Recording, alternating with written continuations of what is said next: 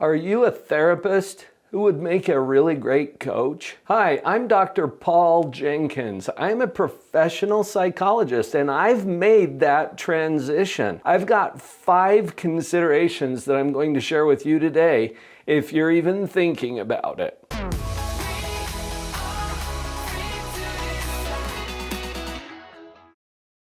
Let's start with this. There's a spectrum or a continuum that you can put your mental health on, your emotions, your psychology. And if you look at that spectrum, clear over on the left end is the sick end. That's where we have diagnosis, pathology, treatment. All of that fun stuff is on this end of the spectrum. Well, what's on the other end of that spectrum? If we go to the middle first, that's health, meaning not sick. Now you'd think health is the opposite of sick. If it just means not sick, think of your physical health, for example. You can be sick in bed with a fever, throwing up. There comes a time you can get out of bed and you're not sick. But that doesn't mean you're truly fit, thriving, prospering. That's over here on this end of the spectrum. During the first part of my career, I focused on the left end of that spectrum. Therapy, diagnosis, filling out treatment plans, billing insurance companies. And that's where therapy fits. Coaching is on the other end of the spectrum. And there's an overlap in the middle because everybody's got issues. Have you noticed? So I look at this middle part of the spectrum as a very underserved population. Think about it. If you've got a diagnosis or a condition that is so obvious and diagnosable that you sign up for therapy, well, there's a lot of services available for that. Unfortunately, the term psychotherapy sounds a little like therapy for psychos. And some people don't want to sign up for that. I think that's unfortunate because there are so many who could benefit from the principles that allow us to work with people on the therapeutic end of the spectrum, but they don't sign up because they don't want that stigma or taboo. This middle area is where people experience depression, anxiety, common experiences for humans, but maybe not at the level that could be diagnosed. And so this population here in the middle is underserved. The people clear over here on the other end of the spectrum are hiring coaches. And I've seen so many high-functioning people who have coaches in their life. You look at the sports, you look at professional sports, for example. People at the top of their game have coaches, usually a whole team of coaches, helping them to function at those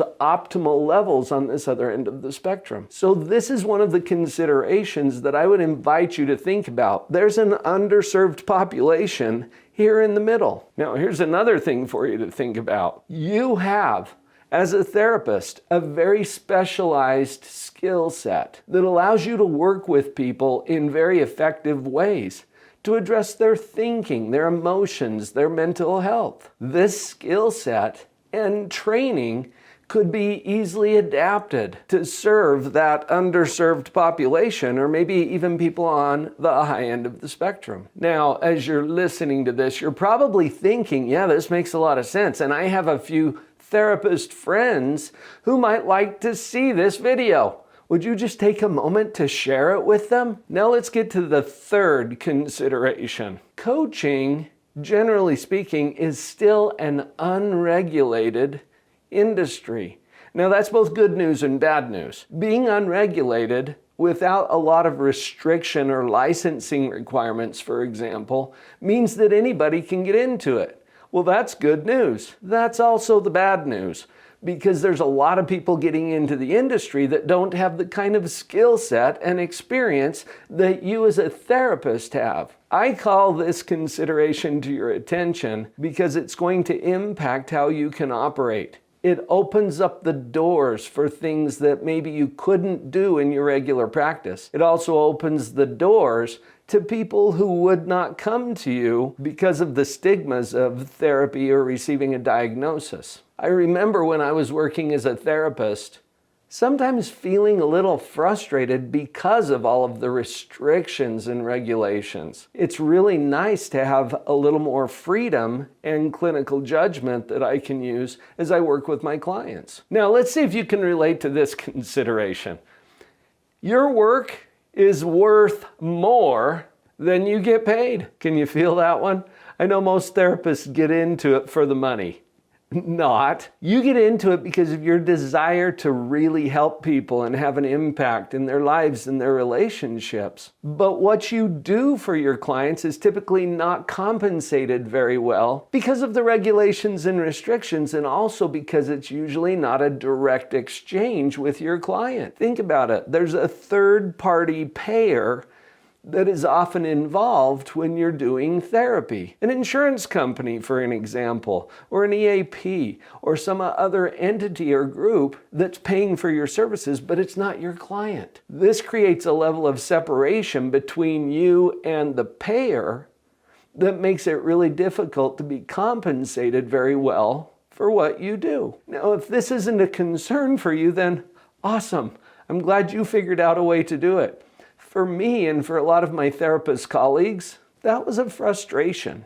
Just before I decided to make the switch over to coaching from therapy, I was busy. I was booked out for 5 months. You couldn't even get an appointment with me. I had a waiting list. I was working from dawn till dusk, and I had negative cash flow for 2 quarters in a row. Now, I don't know what kind of math you do, but I can't sustain that.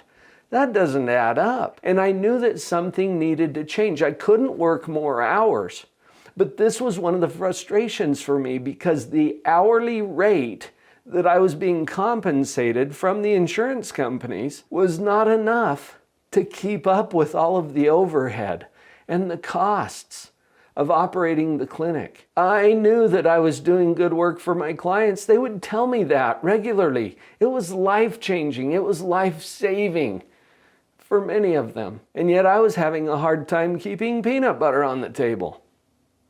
Can you relate to this? Your good work is worth more than you can be compensated in a traditional therapy environment. Here's one more thing that might be resonating with you.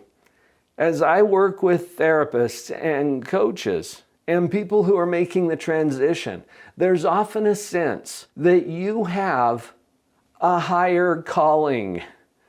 Can you relate to that? Like the skill sets and the unique abilities that you possess are not quite being used to their highest potential. Have you felt that from time to time? I know I was feeling that during that time when I said I was working so much, so hard, so long, every day, and the compensation wasn't there. But I also had a bit of a sense that there was some better purpose that my skills and abilities could be put to use. One of my mentors at the time told me this, and I was a little offended, honestly, when he said it, but he said, "Paul, you have to create more value for more people." And that ticked me off because I was working as hard as I could.